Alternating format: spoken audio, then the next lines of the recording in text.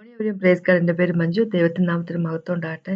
ദൈവം നമ്മളുടെ ജീവിതത്തിലേക്ക് കരുണയായി തന്നിരിക്കുന്ന കൃപ, ഗ്രേസ് ഓഫ് ഗോഡ്, അത് നമ്മൾ വെറുതെ വ്യർത്ഥമാക്കി നമ്മൾ ഉപയോഗിച്ച് കളയരുത്, അല്ലേ? അത് വെറുതെ നശിപ്പിച്ച് കളയരുത്. നമ്മൾക്ക് ദൈവം കൃപ തന്നിരിക്കുന്നത് യേശുക്രിസ്തുവിനെ ഫോളോ ചെയ്യുന്നതിന് വേണ്ടിയാണ്. ദൈവത്തിൻ്റെതായിട്ടുള്ള രീതിയിൽ ഫോളോ ചെയ്യുന്നതിന് വേണ്ടിയാണ്, അല്ല നമുക്കിഷ്ടമുള്ള രീതിയിൽ ഫോളോ ചെയ്യുന്നതിന് വേണ്ടിയല്ല. നമുക്കിഷ്ടമുള്ള രീതിയിൽ യേശുക്രിസ്തുവിനെ ഫോളോ ചെയ്യാണ്ട് നമ്മൾ ശ്രമിക്കുകയാണ്, നമുക്ക് ഫോളോ ചെയ്യാൻ സാധിക്കും. പക്ഷെ അത് ദൈവത്തിന് അക്സെപ്റ്റബിൾ ആയിരിക്കത്തില്ല. നമ്മൾ ദൈവത്തിൻ്റെ ഒപ്പം ഇറ്റേണിറ്റിയിൽ ഉണ്ടാകണമെന്ന് പോലും നിർബന്ധമില്ല. അപ്പോൾ ദൈവം നമ്മളോട് പറഞ്ഞിരിക്കുന്നത്, നമുക്ക് കൃപയായിട്ട് ദൈവം തന്നിരിക്കുന്ന കൃപ നമ്മുടെ ജീവിതത്തിൽ തന്നിരിക്കുന്ന വെറുതെ നശിപ്പിച്ചു കളയരുത്, അല്ലെ? നല്ലൊരു ജീവൻ, ദൈവത്തിന് ഇഷ്ടപ്പെടുന്ന രീതിയിലുള്ള ജീവൻ ജീവിക്കുക. പല പല മുമ്പന്മാരും പിൻപേ ഉള്ളവരായി തരും, അല്ലെ? പല ഫസ്റ്റ് ആയിട്ടുള്ള ആൾക്കാരും ലാസ്റ്റ് ആയി തരും, ലാസ്റ്റ് ആയിട്ടുള്ള ആൾക്കാരും ഫസ്റ്റ് ആയി തരും ദൈവത്തിൻ്റെ കിങ്ഡത്തിൽ. അപ്പോൾ നമ്മൾ ദൈവത്തിൻ്റെ ഒപ്പമായിരിക്കണം. അതിനുള്ള തീരുമാനം നമ്മളായിട്ട് എടുക്കുക, അല്ലേ? അതിനെപ്പറ്റിയാണ് എനിക്ക് പറയാനുള്ളത്. മുമ്പോട്ട് പോയി നമുക്കൊന്ന് പ്രാർത്ഥിക്കാം. പ്രാർത്ഥിച്ചാൽ സംസാരിക്കും. കർത്താവേ, ഈ സമയത്ത് നന്ദി പറയുന്നു. അങ്ങയുടെ കൃപ പോലെ ഒരു കൃപയില്ല കർത്താവേ. ഞങ്ങളെ തേടിയെത്ത സ്നേഹത്തിനായിട്ട് ഞങ്ങളുടെ മുകളിൽ അങ്ങ് ചൊരിയുന്ന ബ്ലെസ്സിങ്സിനായിട്ട് നന്ദി പറയുന്നു. ഒരു കോടി നന്ദി പറയുന്നു കർത്താവ്. Thank you Jesus. Holy spirit God, അങ്ങ് ടീച്ചറാണ്. അങ്ങ് ഞങ്ങളെ സത്യത്തിലേക്ക് നയിക്കുന്നു. യേശുക്രിസ്തുവാണ് സത്യം കർത്താവ്. ഞങ്ങൾക്ക് മനസ്സിലാക്കി തരണം അപേക്ഷിക്കുന്ന യേശുവിൻ്റെ വഴികളെ പറ്റി കർത്താവ്, സ്വഭാവത്തെ പറ്റി കർത്താവ് എല്ലാം ഞങ്ങളെ പറഞ്ഞു മനസ്സിലാക്കി തരണം അപേക്ഷിച്ച് ഞങ്ങളെ ടീച്ച് ചെയ്യുന്ന അപേക്ഷിക്കുന്ന കർത്താവ്. Lord Father, thank praise you must God. ഞങ്ങൾ അങ്ങ് തന്നിരിക്കുന്ന ഗ്രേസ് കർത്താവ്, കൃപ, അത് ഞങ്ങൾ നശിപ്പിച്ചു കളയുന്ന വ്യക്തികളായിരിക്കട്ടെ. Thank you Jesus. Must praise and worship യേശുവിൻ നാമത്തിൽ. ആമേൻ. നമ്മൾ മത്തായിലേക്ക് പോകുമ്പോൾ 19ന്റെ 30ാമത്തെ വാക്യം ഇങ്ങനെ പറഞ്ഞിരിക്കുന്നത്, മത്തായിൻ്റെ 19ാമത്തെ ചാപ്റ്ററിൻ്റെ 30ാമത്തെ വാക്യം ഇങ്ങനെ പറഞ്ഞിരിക്കുന്നത്, എങ്കിലും മുമ്പന്മാർ പലർ പിൻപന്മാരും പിൻപന്മാർ മുമ്പന്മാരും ആകും. അപ്പോൾ ഇതുവത്തിൽ യേശുക്രിസ്തു യേശുവിൻ്റെ വാക്കുകളാണിത്. കർത്താവായ യേശു എന്തുകൊണ്ടാണ് ഇങ്ങനെ പറഞ്ഞിരിക്കുന്നത് വെച്ച് കഴിഞ്ഞാൽ, ഇതിന് മുമ്പിലുള്ള വാക്കുകളൊക്കെ വായിച്ചു നോക്കുക നമുക്ക് കാണാൻ പറ്റും. ഒരു ധനവാനായ, അല്ലെ, ഒരു യങ് ആയിട്ടുള്ള ഒരു ഗൈ വന്ന് യേശുവിനോട് ചോദിക്കുന്നു, ഗുഡ് ടീച്ചർ, ഇത് ഇറ്റേണിറ്റി കിട്ടുന്നതിന് വേണ്ടി എന്താണ് ഞാൻ ചെയ്യേണ്ടതെന്ന് പറയുന്നു. അപ്പോൾ യേശു പറഞ്ഞു, നീ പോയിട്ട് കമാൻഡ്മെന്റ്സ് എല്ലാം ഫോളോ ചെയ്യുന്നു പറയും. അപ്പോൾ അവൻ ചോദിക്കുന്നു, ഏത് കമാൻഡ്മെന്റാന്ന് പറയും ചോദിക്കുന്നു. അപ്പോൾ 10 കമാൻഡ്മെന്റ്സിൽ നിന്ന് യേശു കോട്ട് ചെയ്ത് പറയുന്നു, നീ മർഡർ ചെയ്ത്, നീ സ്റ്റീൽ ചെയ്ത്, നീ വ്യഭിചരിക്കരുത്, മാതാപിതാക്കളെ റെസ്പെക്ട് ചെയ്ത്, അങ്ങനെയുള്ള കാര്യങ്ങളൊക്കെ പറയുന്നു. അപ്പോൾ ഇയാൾ പറയുന്നു, ഞാനത് ചെറുപ്പത്തിലെ തൊട്ട് ചെയ്തതാണ്, അല്ലെ? അപ്പോൾ അങ്ങനെയാകുമ്പം പിന്നെ എന്ത് ഞാൻ ചെയ്യണം എന്ന് അവന് ചോദിക്കുന്നതിന് മറുപടിയായിട്ട് യേശുക്രിസ്തു പറഞ്ഞു, നിനക്ക് ഒരുപാട് സമ്പത്തുണ്ട്, ധനവാനാണ്, അല്ലെ? അപ്പോൾ അത് നീ വിറ്റിട്ട് പാവപ്പെട്ട മനുഷ്യർക്ക് കൊടുക്കുക, എന്നിട്ട് വന്ന് എന്നെ ഫോളോ ചെയ്യുക എന്ന് പറയുന്നു. അപ്പോൾ അവൻ അത് വിട്ടുകളയാൻ താല്പര്യം കാണിച്ചില്ല, അല്ലെ? അപ്പോൾ യേശുക്രിസ്തു എന്താ പറയുക, സ്വർഗത്തിലേക്കുള്ള വഴി അല്ലെങ്കിൽ നിത്യജീവിതത്തിലേക്കുള്ള വഴി കാണിച്ചു കൊടുക്കുമ്പോൾ അത് സ്വീകരിക്കാൻ താല്പര്യമില്ലാതെ, ആത്മാവിന്റെ വില ഭയങ്കരമാണ്, അത് ദൈവം തന്നെ പറഞ്ഞിരിക്കുന്ന കാര്യമാണ്. ഒരാത്മാവിനെ രക്ഷിക്കുക എന്നുള്ളത് പറഞ്ഞാലും മനുഷ്യനെ കൊണ്ട് സാധിക്കാത്തത് കൊണ്ട് തന്നെയാണ് യേശുക്രിസ്തു ലോകത്തിലേക്ക് വന്നതും നമ്മൾക്ക് വേണ്ടി മരിച്ചതും. മനുഷ്യനെ കൊണ്ട് വേറൊരാളുടെ ആത്മാവിനെ വീണ്ടെടുക്കാൻ സാധിക്കാതെ, നമ്മുടെ ആത്മാവിനെ പോലും വീണ്ടെടുക്കാൻ സാധിക്കത്തില്ല, പിന്നെ എങ്ങനെ മറ്റുള്ളവരുടെ ആത്മാവിനെ വീണ്ടെടുക്കാൻ സാധിക്കുന്നത്, അല്ലെ? അപ്പോൾ ഒരു ആത്മാവിന്റെ വില ലോകത്തിന്റെ വിലയെക്കാളും കംപ്ലീറ്റ് എടുത്താലും അതിനേക്കാളും ഒക്കെ വളരെയധികം ഉള്ളതാണ്. അപ്പോൾ ഈ വ്യക്തിയോട് യേശുക്രിസ്തു തന്നെ ഫോളോ ചെയ്യുമ്പോൾ തനിക്ക് എന്താ പറയുക, അയാൾക്ക് ഉള്ള സകല സ്വത്തുക്കളും വിറ്റിട്ട് എന്താ പറയുക, പാവപ്പെട്ട മനുഷ്യർക്ക് കൊടുത്തിട്ട് യേശുക്രിസ്തുവിനെ ഫോളോ ചെയ്യാൻ പറയുന്നു. എന്ന് വെച്ച് കഴിഞ്ഞാൽ ആ സ്വത്തിനേക്കാളും വലുതായി നീ എന്നെ കാണണം, അല്ലെ?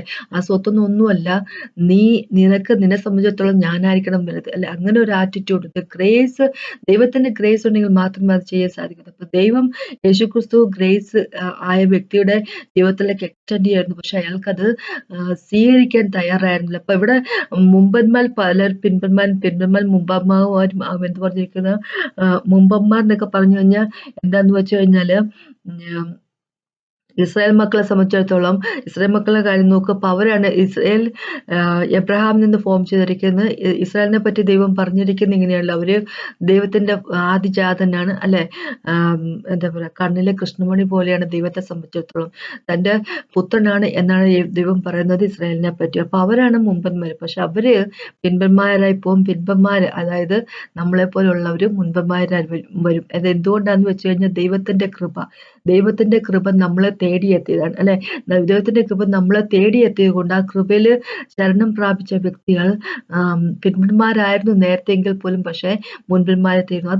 അത് എന്താ പറയുക, ദൈവത്തിന്റെ കൃപ മാത്രമാണ് അല്ലെ. അപ്പൊ അതുകൊണ്ട് ആ കൃപ കിട്ടിയിരിക്കുന്നത് അത് നമ്മൾ വേസ്റ്റ് ആക്കി കളയരുത്, വൃഥാവാക്കി തീർക്കരുതെന്ന് പറഞ്ഞ് 2 കൊരിന്ത്യർക്ക് ലേഖനത്തിലെ 6-ാമത്തെ ചാപ്റ്ററിന്റെ 1-ാമത്തെ വാക്ക് പോൾ വഴി ഹോളി സ്പിരിറ്റ് ഗോഡ് പറയുന്നതാണ്. അപ്പൊ നമ്മളില് വ്യാപിച്ച കൃപയെ പറ്റി അറിയണമെങ്കിൽ ഇവിടെ അധ്യായം 20-ന്റെ 1 തൊട്ട് 16 വരെ ഒന്ന് വായിച്ചു കഴിഞ്ഞാൽ ഇങ്ങനെ പറയുന്നത്, പെട്ടെന്നൊന്ന് വായിക്കാതെ ഇങ്ങനെ പറഞ്ഞിരിക്കുന്നത്: സ്വർഗരാജ്യം തന്റെ മുന്തിരിത്തോട്ടത്തിൽ വേലക്കാരെ വിളിച്ച കേണ്ടതിന് പുലർച്ചയ്ക്ക് പുറപ്പെട്ട വീട്ടുടമസ്ഥനോട് സദൃശ്യം. എന്ന് വെച്ചാൽ ഒരു വീട്ടുടമസ്ഥൻ അല്ലെങ്കിൽ ഒരു ലാൻഡ് ലോഡിന് ഒരു മുന്തിരിത്തോട്ടം ഉണ്ടായിരുന്നു. അപ്പോൾ അദ്ദേഹത്തോട് കമ്പയർ ചെയ്യുവാണ് ദൈവം സ്വർഗരാജ്യത്തിൽ. അപ്പൊ അങ്ങനെ പറഞ്ഞു കഴിഞ്ഞാൽ അദ്ദേഹത്തിന് ഒരു മുന്തിരിത്തോട്ടം ഉണ്ടായിരുന്നു. അപ്പൊ അതിൽ വർക്ക് ചെയ്യുന്നതിന് വേണ്ടി ആളുകളെ തേടി അദ്ദേഹം രാവിലെ തന്നെ വീട്ടിൽ നിന്ന് ഇറങ്ങുന്നു. അപ്പൊ വേലക്കാരോട് അവൻ അപ്പൊ കുറെ ആൾക്കാരെ കിട്ടുന്നു, ഏർലി മോർണിംഗ് തന്നെ അല്ലെ, അതിരാവിലെ തന്നെ കുറെ ആൾക്കാരെ കിട്ടുന്നു. അപ്പൊ വേലക്കാരോട്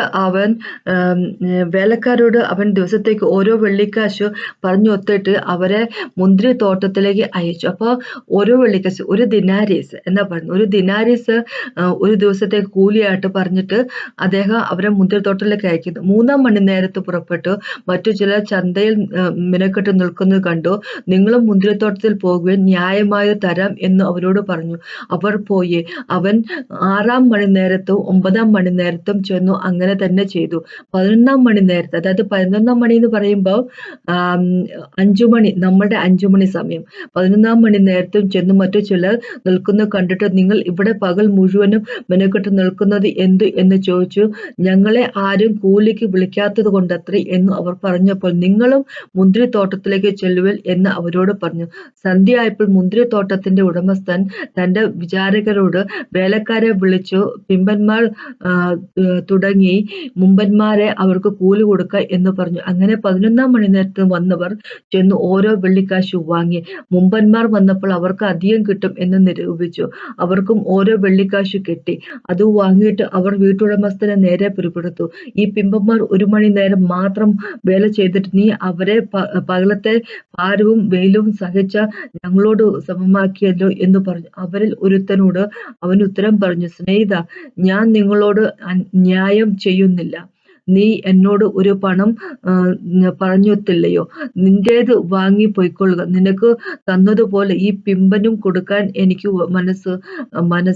എനിക്കുള്ളതിനെ കൊണ്ട് മനസ്സുപോലെ ചെയ്യുവാൻ എനിക്ക് ന്യായം മില്ലയോ? ഞാൻ നല്ലവൻ ആകൊണ്ട് നിന്റെ കണ്ണു കടിക്കുന്നുവോ? അങ്ങനെ പിന്മന്മാർ മുമ്പന്മാർ ആകും, മുമ്പന്മാർ പിന്മന്മാരും ആകും. അപ്പൊ ഇവിടെ ദൈവം ഇവിടെ പറഞ്ഞിരിക്കുന്നത് എന്താന്ന് വെച്ചാൽ ദൈവത്തിന്റെ ഗ്രേസിനെ പറ്റി, ദൈവത്തിന്റെ കൃപയെ പറ്റി എക്സ്പ്ലെയിൻ ചെയ്തിരിക്കുവാണ് അല്ലെ.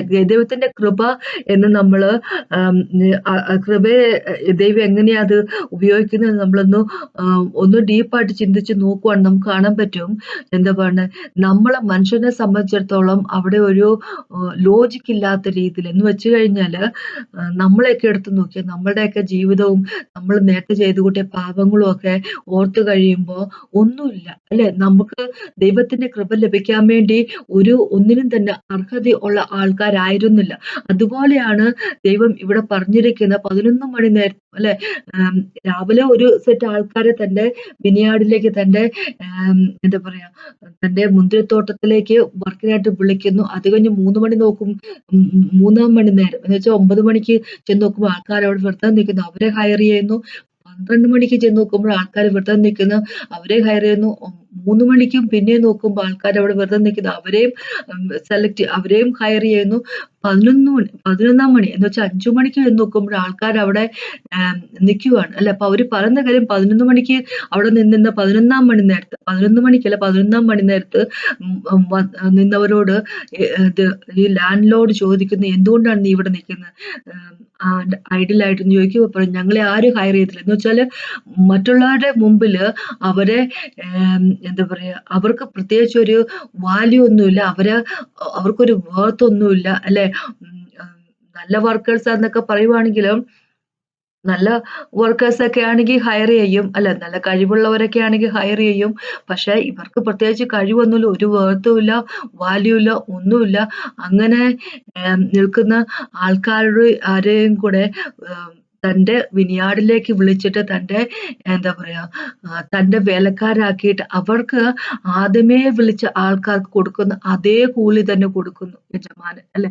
എന്ന് വെച്ച് കഴിഞ്ഞാൽ ദൈവം നമ്മളിലേക്ക് ചൊരിഞ്ഞിരിക്കുന്ന ഗ്രേസ്, അതിന് ഒരു പ്രത്യേകിച്ച് അർഹതയുമില്ലാത്ത വ്യക്തികളായിരുന്നു നമ്മൾ. അവർക്കും കൂടെ ഗ്രേസ് തന്നിരിക്കുവാണ്, അല്ലെ ദൈവം? അപ്പൊ അങ്ങനെയാകുമ്പോ കിട്ടിയിരിക്കുന്ന ആ ഗ്രേസ്, അതിനെ നമ്മൾ വേസ്റ്റ് ആക്കി കളയരുത് എന്ന ദൈവം പറഞ്ഞിരിക്കുന്നത്, അല്ലെ? പലരും എന്താ പറയുക, യേശുക്രിസ്തു ഇങ്ങനെ പറഞ്ഞിട്ടുണ്ട്, നിങ്ങൾ ഇന്ന് കാണുന്ന, അല്ല, ശിഷ്യന്മാരോട് പറയാ, നിങ്ങൾ ഇന്ന് കാണുന്ന ഈ കാഴ്ച, ഇത് കാണുന്നതിന് വേണ്ടി നിങ്ങൾ അനുഭവിക്കുന്ന ഈ ദൈവത്തിന്റെ ബ്ലെസ്സിങ് അനുഭവിക്കുന്നതിന് വേണ്ടി, അല്ലെ, പലരും ആഗ്രഹിച്ചതാണ് നിങ്ങൾക്ക് മുമ്പേ. നിങ്ങൾ കാണുന്നത് കാണാൻ വേണ്ടി പലരും ആഗ്രഹിച്ചതാണ് നിങ്ങൾക്ക് മുമ്പേ. പക്ഷേ നിങ്ങളാണ് ബ്ലെസ്ഡ് ആയിട്ടുള്ളവർ, നിങ്ങൾക്കത് കാണാൻ സാധിച്ചു. നമ്മളോട് പറഞ്ഞിരിക്കുക, നമ്മൾ ഒന്നും കാണാതെയും കൂടെ നമ്മൾ വിശ്വസിക്കുന്നു, അതിനേക്കാളും ബ്ലെസ്ഡ് ആയിട്ടെന്ന് പറഞ്ഞിരിക്കുക. അപ്പൊ നമ്മുടെ ജീവിതത്തിലേക്ക് ദൈവം തന്നിരിക്കുന്ന ഗ്രേസ് അത് നമ്മൾ വെറുതെയാക്കി കളയരുത്. 2026 ദാനമായിട്ട് നമുക്ക് തന്നിരിക്കുമ്പോൾ ദൈവത്തിന്റെ കൃപ നമുക്ക് ദൈവത്തിലായിരിക്കുന്നതിന് വേണ്ടി, യേശു ക്രിസ്തുവിനെ ഫോളോ ചെയ്യുന്നതിന് വേണ്ടി, അല്ലെ, നമുക്ക് ഉപയോഗിക്കാം, അല്ലെ?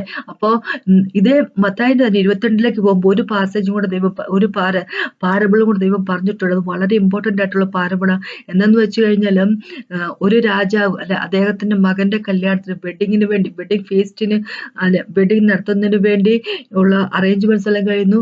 അദ്ദേഹം പലരെയും ഇൻവൈറ്റ് ചെയ്യുന്നു. വെഡിങ് ഫീസ്റ്റിന്റെ സമയമായി കഴിഞ്ഞപ്പോൾ തന്റെ ദാസന്മാരെ വിട്ടിട്ട് ഇൻവൈറ്റ് ചെയ്തിരിക്കുന്ന ആൾക്കാരെ വിളിക്കുന്നു. പക്ഷെ അവർക്കാർക്കും താല്പര്യമില്ല വരാൻ. അപ്പൊ ഇസ്രായേലിനെ പറ്റിയാ പറയുന്നത്, അവർക്കാർക്കും താല്പര്യമില്ല വരാൻ, അല്ലെ, വന്നുകൂടാൻ. അവർക്ക് ഒരുപാട് എന്താ പറയുക, തിരക്കുകളാണ്. അതിന്റെ ഇടയ്ക്ക് ചിലര് തന്റെ രാജാവിന്റെ ദാസന്മാരെ പലരെയും കൊന്നുകളയുന്നു, അല്ലെ? അപ്പോ അവരെ കൊന്നവരെ രാജാവ് ശിക്ഷിക്കുന്നു. അതൊക്കെ ഉണ്ട്. അതിനുശേഷം പിന്നെ രാജാവ് പറഞ്ഞിരിക്കുക, ശിഷ്യന്മാരുടെ ദാസന്മാരോട് പറയുക, നിങ്ങൾ ഹൈവേയിലും ബൈവേയിലും വഴിയരികിലും എല്ലാം ചെന്ന് നല്ലവനെയാണെയും ചീത്തവനെയാണെയും വിളിച്ചോണ്ട് വരിക എന്ന് പറഞ്ഞിരിക്കുന്നു. എന്ന് വെച്ച് കഴിഞ്ഞാൽ അവിടെ കാണിച്ചിരിക്കുന്നത് നമ്മളെ പറ്റി കാണിച്ചിരിക്കുന്നത്, ചർച്ചിനെ പറ്റി കാണിച്ചിരിക്കുന്നത്. നല്ലവരായതുകൊണ്ടല്ല, ചീത്തവരായതുകൊണ്ടല്ല, അല്ലെ? നല്ലവരായതുകൊണ്ടല്ല, ചീത്തയായിരുന്നു നമ്മള്. ചീത്തവരായതുകൊണ്ടല്ല അല്ല പറയുന്നത്, നല്ലവരായിരുന്നില്ല നമ്മൾ, എന്നിട്ടും നമ്മളെ തേടിയെത്തിയ കൃപ, അല്ലെ? പിന്നെ ഒരു കാര്യം ദൈവം അവിടെ പറഞ്ഞെന്ന് വെച്ചാല്, ആ രാജാവ്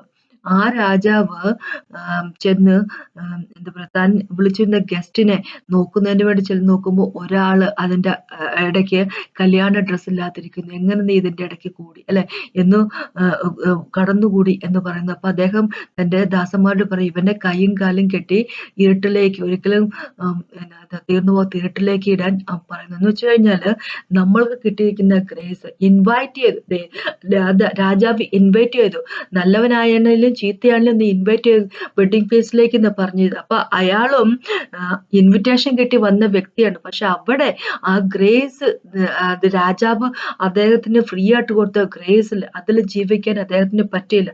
വെഡിങ് ഡ്രസ്സ് ധരിക്കാൻ മാത്രം അതിനുള്ള മൈൻഡ് അദ്ദേഹത്തിന് ഉണ്ടായിരുന്നില്ല, അല്ലെ? അപ്പൊ ആ ഒരു അവസ്ഥയിലേക്ക് അദ്ദേഹത്തിനെ താഴ്ത്തിക്കിട്ടെ. എന്ന് വെച്ച് കഴിഞ്ഞാൽ ചർച്ചിന്റെ കാര്യം പറയുന്നിരിക്കുന്നത്, തനിക്ക് കിട്ടിയിരിക്കുന്ന ഗ്രേസിനെ നന്നായിട്ട് ഉപയോഗിക്കാതെ, അല്ലെ? അപ്പൊ അവസാനത്തെ ദിവസം ദൈവത്തിന് മുമ്പിൽ നിന്ന് വലിച്ചെറിയപ്പെടുന്ന, പാതാളത്തിലേക്ക് എറിയപ്പെടുന്ന വ്യക്തികൾ അങ്ങനെ ഉള്ളവർ ആയിത്തീരാതിരിക്കുക. ഇപ്പൊ ഇവിടെ നമുക്ക് കിട്ടിയിരിക്കുന്ന ഗ്രേസ്, അല്ലെ, ദൈവം നമുക്ക് ദാനമായിട്ട് തന്നിരിക്കുക. നമ്മള് എന്താ പറയുക, നമ്മുടെ വലിയ വർക്കിന്റെ മിടുക്ക് കൊണ്ടോ നമ്മുടെ കയ്യിലിരിപ്പിന്റെ ഗുണം കൊണ്ടോ ഒന്നും ദൈവം നമുക്ക് തന്നിരിക്കുന്നില്ല. ദൈവത്തിന്റെ കൃപ നമ്മളെ തേടിയെത്തിയതാ, അല്ലെ? മോസസ് വഴി ലോയാണ് വന്നിരിക്കുന്നത്, ന്യായപ്രമാണം വന്നെങ്കിൽ യേശുക്രിസ്തു വഴി സത്യവും ഗ്രേസും, അല്ലെ, കൃപയും നമ്മളെ തേടിയെത്തിയതാണ്. യേശുക്രിസ്തു നമ്മളെ തേടിയെത്തിയതാണ്. നമ്മൾ അങ്ങോട്ട് പോയി ഒന്നും നേടിയെടുത്തതല്ല, നമ്മളെ തേടിയെത്തിയത്. അപ്പൊ ഗ്രേസ് നമുക്ക് ഫ്രീ ആയിട്ട് ദൈവം തന്നിരിക്കുന്നത് നമുക്ക് യേശുവിനെ ഫോളോ ചെയ്യുന്നതിനായിരിക്കാം. നമുക്ക് ഗ്രേസ് നമുക്ക് നഷ്ടപ്പെടുത്തി കളയാനുള്ള ഇടവരുത്തരുത്. അതിനായിട്ട് നമ്മൾ വർക്ക് ചെയ്യരുത്, അല്ലെ?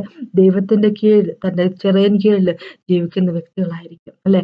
2026 ദൈവം ദാനമായിട്ട് തന്നിരിക്കുമ്പോൾ നമുക്ക് മനോഹരമായിട്ട് ഉപയോഗിക്കാം. യേശുവിന്റെ നാമത്തില് അങ്ങനെ തന്നെ നമുക്ക് ദൈവത്തിന്റെ യേശുക്രിസ്തുവിന്റെ നാമത്തില് ജീവിക്കുന്ന വ്യക്തികളായിരിക്കാം. ഗ്രേസില് ക്ലിങ് ഓൺ ചെയ്തുകൊണ്ട്, അല്ലെ, ഗ്രേസില്, അല്ലെ, നമ്മൾ ജീവിച്ചുകൊണ്ട് ജീവിച്ച് മരിക്കുന്ന വ്യക്തികളായിരിക്കും നമുക്ക്. അതിനെപ്പറ്റി എനിക്ക് പറയാനുള്ളത്.